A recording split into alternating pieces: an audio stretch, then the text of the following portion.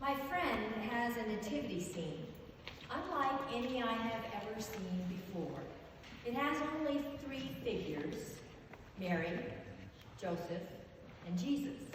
There are no animals, no angels, no shepherds, no manger, no feeding trough even into which the little baby can be laid.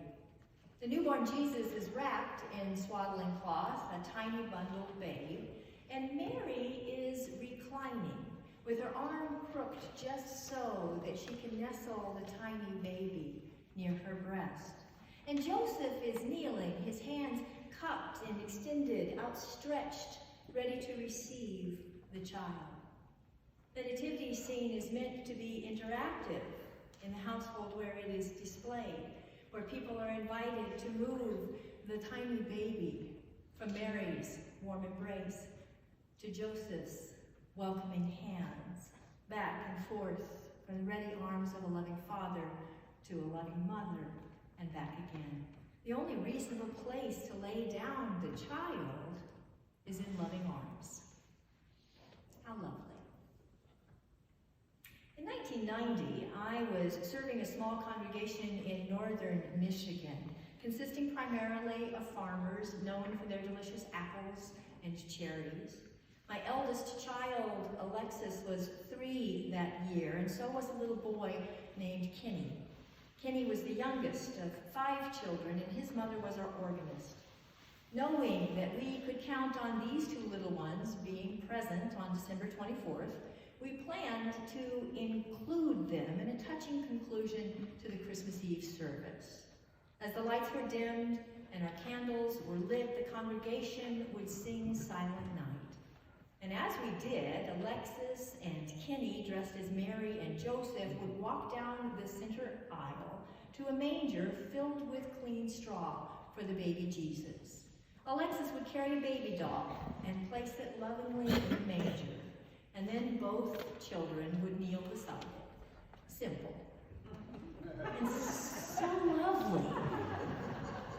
A sweet grandmother in the congregation made their costumes, repurposing some well-worn flannel sheets, brown for Joseph, blue for Mary, and white for the baby doll who would play the part of Jesus. On what turned out to be a picture-perfect snowy Michigan Christmas Eve, the service began at 11 p.m. Alexis and Kenny were seated with Aunt Lila, who had worked the magic with the sheets. Both kids had taken naps that day to help them make it to their midnight performance. Alexis, who usually slept until 8:30 a.m. on a regular day and who no longer took naps on most days, was bolstered by the midday siesta and the excitement of Christmas. And at 11 a.m., she was wide awake and ready to be the star. But Kenny, who woke daily on the farm before the sun was up, and for whom a midday nap was a given which never intruded on his 7:30 bedtime, was nodding off during the call to worship. Much to her dismay, Alexis watched her flannel-clad spouse settle his head into Lila's lap and fall into a deep slumber. Now, for anyone who knows the business end of my eldest child, let me just say she was born with that personality. Alexis has never suffered slackers gladly or quietly. Throughout the worship service, she pinched and poked Kenny, hissing, "It's almost time! Wake up!" Kenny would rouse and scowl and then snuggle up to Aunt Lila again, who rubbed little circles on the expectant father's fragile little back. Alexis swaddled herself in flannel sheets and, wearing beneath them her favorite itchy Christmas dress and thick tights, got hot under the collar. From the pulpit, I could see those dangerous eyes shifting from side to side as her brow furrowed and her arms crossed in a mortal lock. There would be words, lots and lots of words for the casting director who had billed her beside this milk drinker. As we finished communion and approached the final carol of the night, Lila gently roused Kenny and And stretching out one arm to take Alexis's hand, she carried Kenny on the other arm, and they made their way to the back of the church.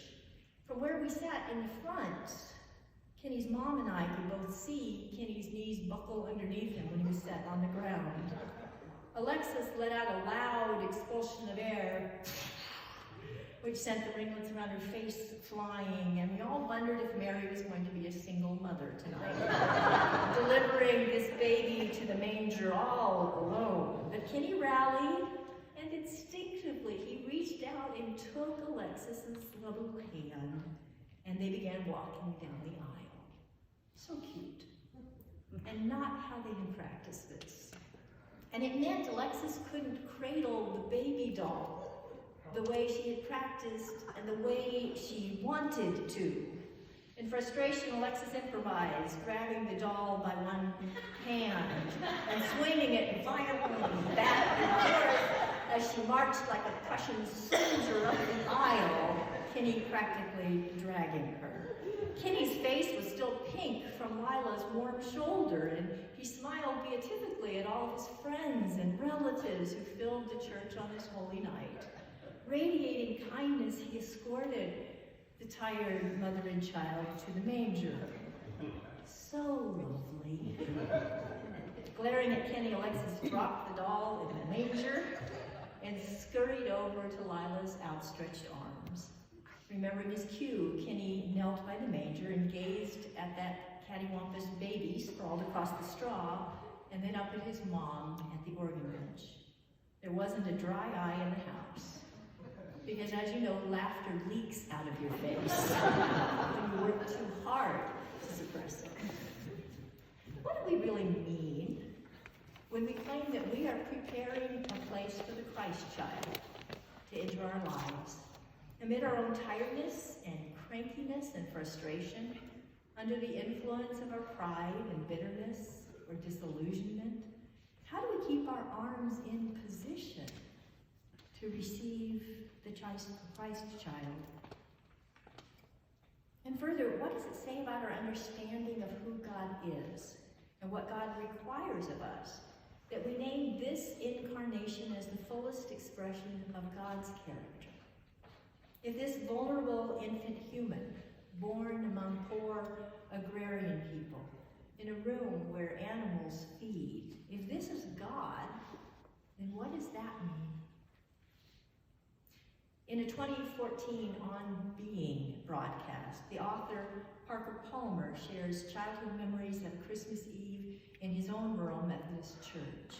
He remembers being surrounded by his loving kin in a sanctuary lit by handheld candles. But more than this, he remembers hearing the scripture read and feeling as a child transported to holier realms. He wonders at the capacity of children to grasp and to freely accept the scripture, and the word became flesh and dwelt among us. Palmer goes on to name those early moments of spiritual clarity as the gift of beginner's mind. Among Zen Buddhists, beginner's mind is understood as a capacity which is natural to children who are not constrained by creedal complexities.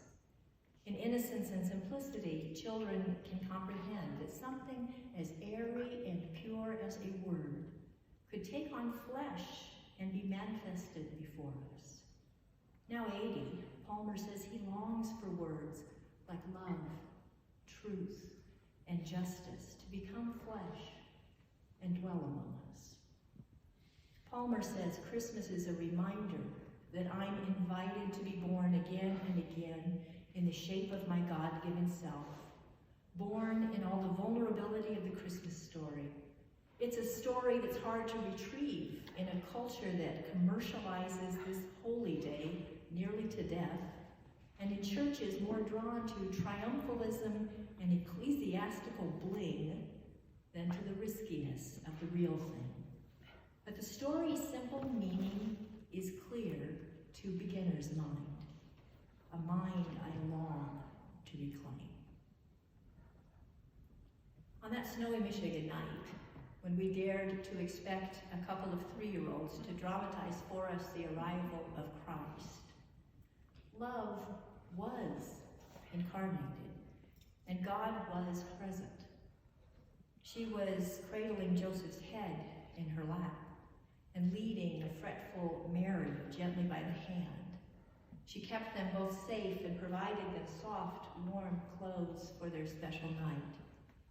And when a tired and out of sorts Mary ran to her, she scooped her up in loving arms. The only reasonable place we can entrust the treasure which is any of God's children. Palmer concludes, an infant in a manger is as vulnerable as we get.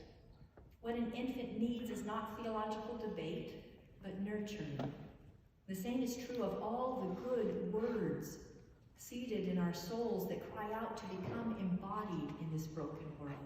If these vulnerable but powerful parts of ourselves are to find the courage to take on flesh, they need unconditional love.